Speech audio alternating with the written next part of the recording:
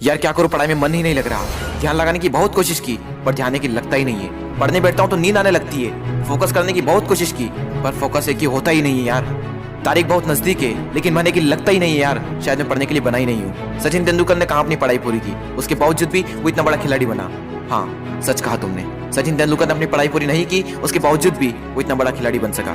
लेकिन उसके मन में एक जिद आ गई थी जो बिना पढ़ाई के पूरी हो सके। और तुम्हारे मन में कौन सी जिद है जो बिना पढ़ाई के पूरी हो सके? और तुम्हें क्या लगता है संदीप माहेश्वरी, सचिन तेंदुलकर, विराट कोहली, MS धोनी ने अपनी पढ़ाई पूरी नहीं की तो क्या अनपढ़ गंवार है? जितनी बुक्स के बारे में तुम्हें पता भी नहीं होगा उससे कई गुना बुक ये हर हफ्ते पढ़ लेते हैं। बिल गेट्स को कौन नहीं जानता, अपनी 64 साल की उम्र में आज भी हर हफ्ते एक नई बुक्स पढ़ते हैं। यानी जिन लोगों को तुम समझते थे कि बिना पढ़ाई के सक्सेसफुल हो गए वो तो आज भी पढ़ रहे हैं। तब सवाल ये आता है कि क्या पढ़ना जरूरी है?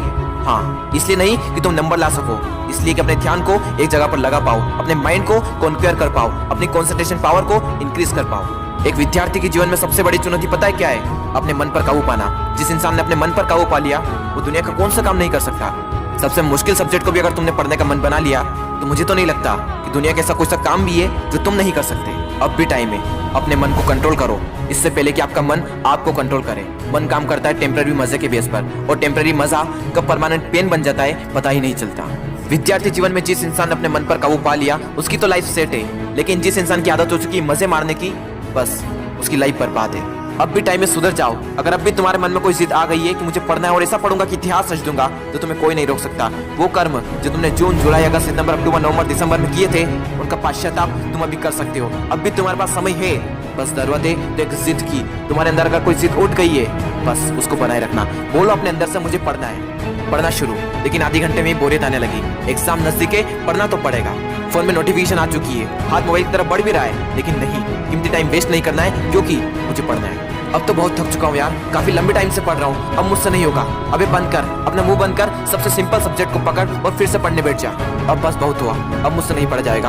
अब मेरी हालत बस से बदतर हो चुकी है। अबे अपना मुंह बंद कर, यूट्यूब खोल, अमित बड़ाना, बेबी की वाइस, दीपक भैया, संदीप माहेश्वरी, विवेक बिंदा, जिसके वीडियो देखने देख और फिर से पढ़ने बैठ। अब बस, अब मैं काफी देर से पढ़ रहा हूँ, आज के लिए इतना ही काफी है, कल कर लूंगा। नहीं दोस्त, कल कभी नहीं आता। अपने पापा के पैसे को बर्बाद नहीं करना है, तुझे पढ़ना होगा। तुझे पढ़ना है क्योंकि एग्जाम नजदीक है, तुझे पढ़ना है क्योंकि तुझे अपने सपनों को पूरा करना है, तुझे पढ़ना है क्योंकि तुझे अपने फोकस पावर को बढ़ाना है, तुझे पढ़ना है क्योंकि तुझे अपने माइंड को कॉन्क्वेयर करना है, तुझे पढ़ना है क्योंकि तुझे अपनी लाइफ को कॉन्क्वेयर करना है। बस बहुत हुआ, अब मुझसे नहीं पढ़ा जाएगा यार। अब थोड़ा और भी पढ़ लिया तो मैं मर जाऊंगा। मुझे बहुत नींद आ रही है। दोस्त, नींद आ रही है ना तो मुंह धो और चाय बनाकर पी ले और फिर से पढ़ने बैठ जा।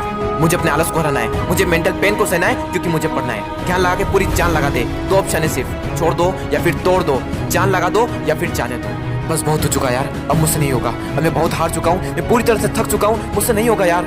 मोटिवेशन की भी कोई लिमिट होती है, अब मुझसे नहीं होगा, मैं नहीं कर पाऊंगा।